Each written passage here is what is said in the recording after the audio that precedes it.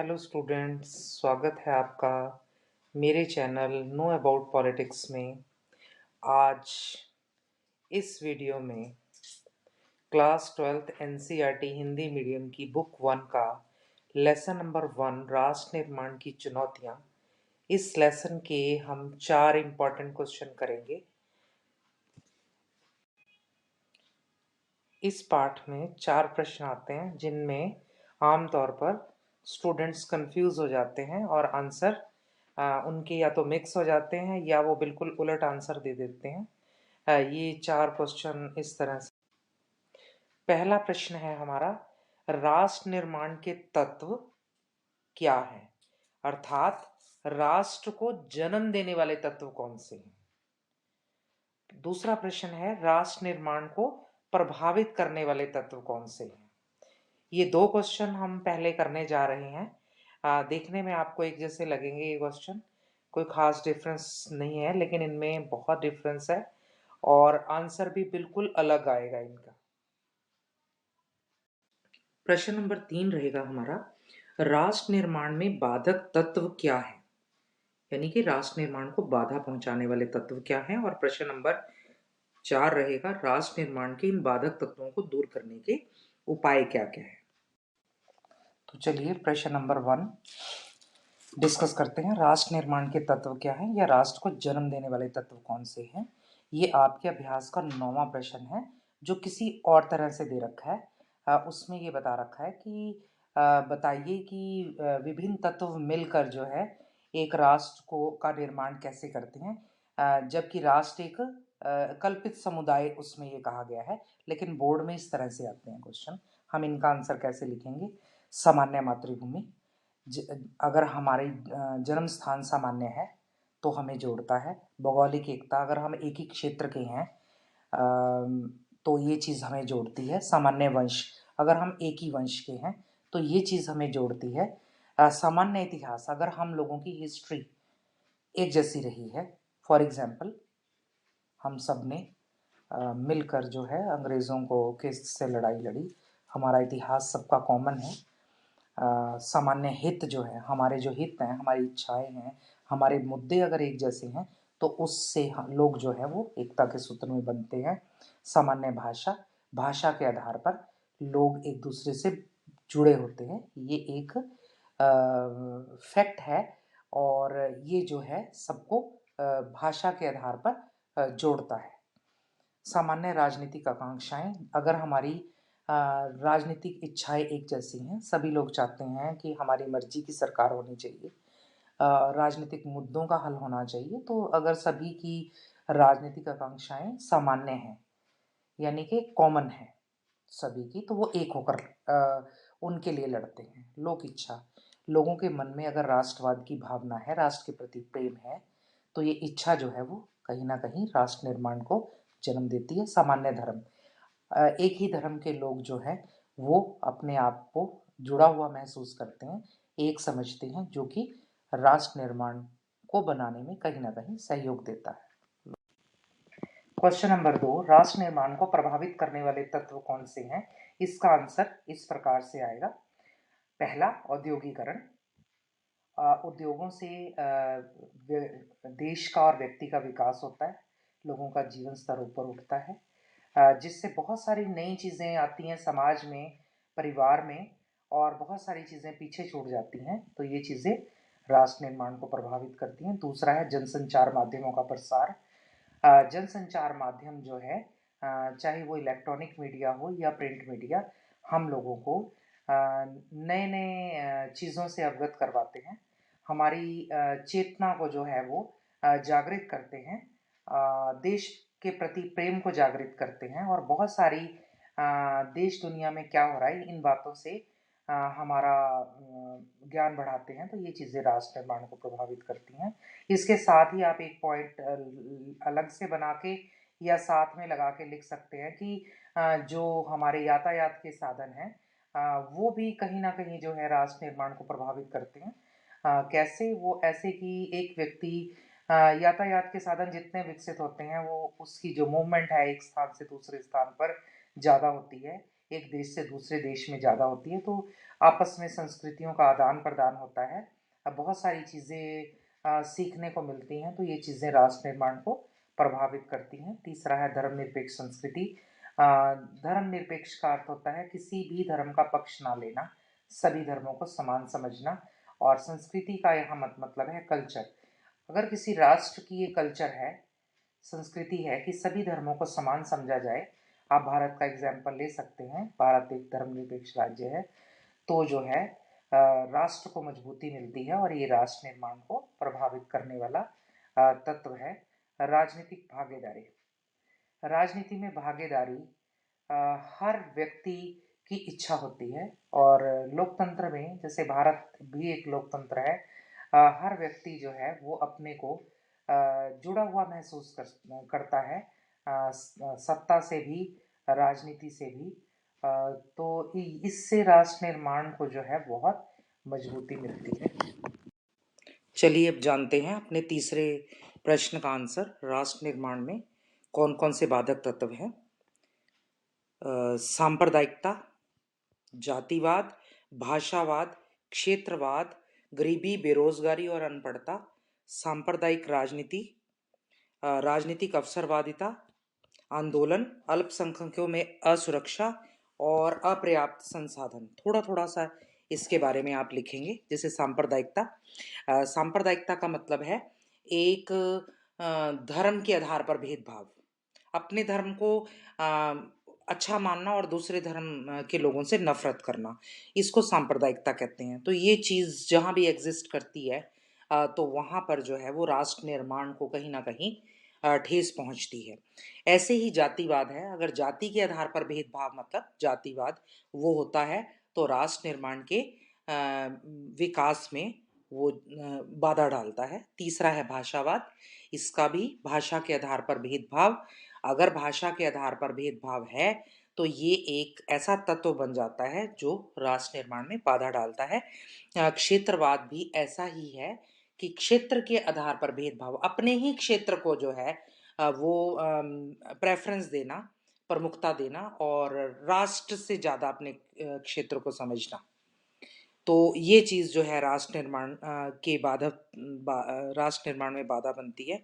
पांचवा बहुत इम्पॉर्टेंट है, गरीबी, बेरोजगारी, अनपढ़ता। ये तीन ऐसी चीज़ें हैं जो कि इंसान को सोचने का वक्त ही नहीं देती कि वो राष्ट्र के बारे में कुछ सोचे। वो अपने ही जो है हालात से जूझता रहता है। तो ये बहुत बड़े फैक्टर्स हैं जो राष्ट्र निर्माण के बाधक तत्व बनते हैं। सांप्रदायिक राजनीतिक दल, हमारे देश में भी और दुनिया में भी ऐसे बहुत सारे दल हैं जो धर्म के आधार पर बने हुए हैं और राजनीति में आ गए हैं। तो इस तरह के दल जो है वो धार्मिक कट्टरवाद को कई बार बढ़ावा देना शुरू कर देते हैं, क्योंकि उनका आधार ही धर्म होता है। वो राजनीति में सिर्फ धर्म को लेकर आए थे। तो ये चीज जो है वो राष्ट्र निर्माण को ठेस पहुंचाती है। राजनीतिक अवसरवादिता, इसका क्या मतलब है? राजनीतिक लोग जब अपने अवसर देखते हैं, राष्ट्र और लोगों की भलाई नहीं देखते, जब भी उनको अवसर मिलता है उसी तरफ वो पलट जाते हैं। फॉर एग्जाम्पल, सभी पार्टियां, सभी राजनीतिक दल अलग अलग विचारधारा के होते हैं, लेकिन जब ऐसी सिचुएशन आ जाए कि सत्ता प्राप्ति हो सकती है, तो वो एक दूसरे के विरोधी भी जो विचारधाराओं वाले हैं वो भी एक हो जाते हैं और गठबंधन करके सरकार बना लेते हैं। तो अब ये राजनीतिक अवसरवादिता है। इसके अलावा जाति के नाम पर, भाषा के नाम पर, धर्म के नाम पर, जहां कहीं भी उन्हें लगता है कि में फायदा होगा वो चीजें वो करते हैं। आगे है आंदोलन। आंदोलन जो है एक लोकतांत्रिक देश की ताकत होते हैं। सबको लोकतंत्र में ये अधिकार होता है कि वो प्रदर्शन, आंदोलन, धरना कर सकते हैं, लेकिन कभी कभी ये अपना कोई ऐसा रूप ले लेते हैं, हिंसक हो जाते हैं, अपने मेन जो इनका मुद्दा था उससे भटक जाते हैं। तो ये आंदोलन जो है वो कहीं ना कहीं जो है वो समस्याओं को सुलझाने की बजाय जो है वो बहुत उलझा देते हैं, जिससे राष्ट्र निर्माण में बाधा आती है।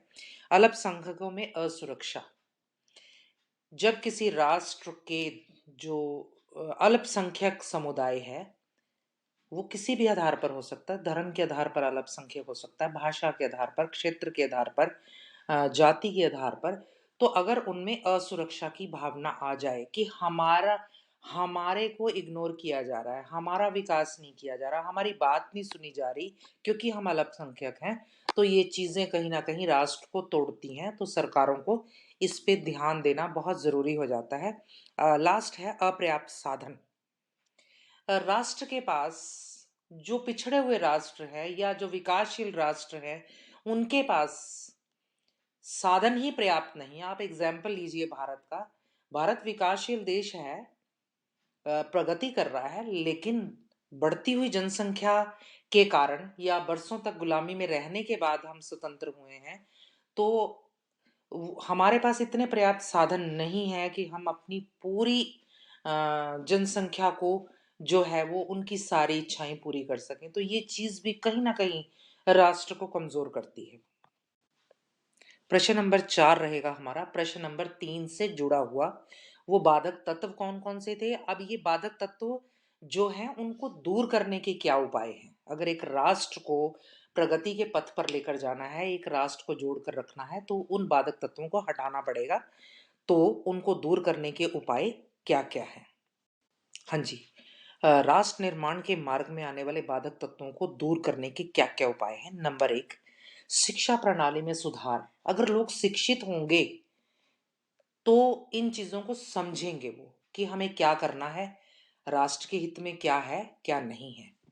तो शिक्षा प्रणाली में सुधार करके हम ऐसा कर सकते हैं। नंबर 2, गरीबी और बेरोजगारी को दूर करना। जो बहुत बड़ी समस्याएं हैं, इन चीज़ों को दूर करके हम जो है राष्ट्र निर्माण को मजबूत कर सकते हैं। नंबर 3 है संतुलित आर्थिक विकास। इसका क्या अर्थ है। आर्थिक विकास सबका समान होना चाहिए, विश्व में सभी देशों का, बहुत ज्यादा अंतर नहीं होना चाहिए उसमें। और ऐसे ही एक देश में सभी राज्यों का एक जैसा विकास होना चाहिए। जैसे देखा जाता है, हमारे देश को ले लो, कोई राज्य बहुत ज्यादा विकास कर रहा है और कोई राज्य बहुत पिछड़ा हुआ है। तो अगर संतुलित आर्थिक विकास होगा तो राष्ट्र निर्माण जो है वो उसमें मजबूती आएगी। नंबर 4 है भाषा की समस्या का समाधान। भाषा जो है वो एक बहुत बड़ी समस्या है लोगों के बीच में, मनमुटाव की, जिसको दूर करके जो है वो हम बाधक तत्व को दूर करने का उपाय जो है के रूप में इसको ले सकते हैं। भाषाओं की साझी लिपि। हमारी, आपको पता है, एक लिपि है देवनागरी। त्रिभाषाई फार्मूला हमने अपनाया। आज़ादी के बाद से ही हमारे यहाँ जो है वो भाषा के नाम पर बहुत झगड़े हुए हैं। उस करते करते त्रिभाषाई फार्मूला लागू हो गया है, लेकिन उसके बाद भी जो है वो पूरी तरह ये समस्या हल नहीं हुई है। तो जैसे कि वेस्टर्न कंट्रीज में होता है, एक रोमन लिपि जो है उन्होंने एक कॉमन ले रखी है, तो उसकी वजह से ये चीज़ें जो है वो समस्याएं ज़्यादा नहीं आती। उसी तरह हम एक लिपि जो है वो कॉमन रख के इस चीज़ को सुलझा सकते हैं। आगे है स्वस्थ राजनीति और स्वच्छ प्रशासन। अगर हमारी राजनीति, जो कि हम ये मानते हैं कि स्वच्छ नहीं रही, ऐसे ही प्रशासन स्वच्छ नहीं है। अगर हम अपने देश का एग्जाम्पल लेते हैं, अगर किसी राष्ट्र में शासन और राजनीति स्वच्छ नहीं है, उसमें भ्रष्टाचार अगर आ गया है, और उसमें सत्ता में जाने के अगर गलत तरीके आ गए हैं, तो वो चीज़ें जो हैं वो बहुत राष्ट्र निर्माण में समस्याएं उत्पन्न करती हैं। तो इन चीज़ों को सुधारना बहुत ज़रूरी है, जिससे हमारा राष्ट्र मजबूत हो सकता है। सांप्रदायिक दलों व संगठनों पर रोक। हमने जैसे बाधक तत्वों में किया था कि सांप्रदायिकता के आधार पर राजनीतिक दल बने हुए हैं, धर्म के आधार पर। तो अगर इन दलों और संगठनों पर अगर हम रोक लगा दें तो ये समस्या सॉल्व हो सकती है। दल प्रणाली में सुधार। आपको पता है भारत एक बहुदलीय प्रणाली वाला देश है, यानी कि यहाँ बहुत सारी पार्टियां चुनाव लड़ती हैं। तो बहुत सारी पार्टियों के चुनाव लड़ने के कारण लोगों में कन्फ्यूज़न भी कई बार पैदा होता है और बहुत सारी और गलत चीज़ें जो है वो राजनीति में आ रही हैं। अगर हम जो है इस दल प्रणाली में सुधार कर देते हैं तो ये समस्याएँ हल हो सकती हैं। लास्ट है जी हमारा भावनात्मक एकीकरण।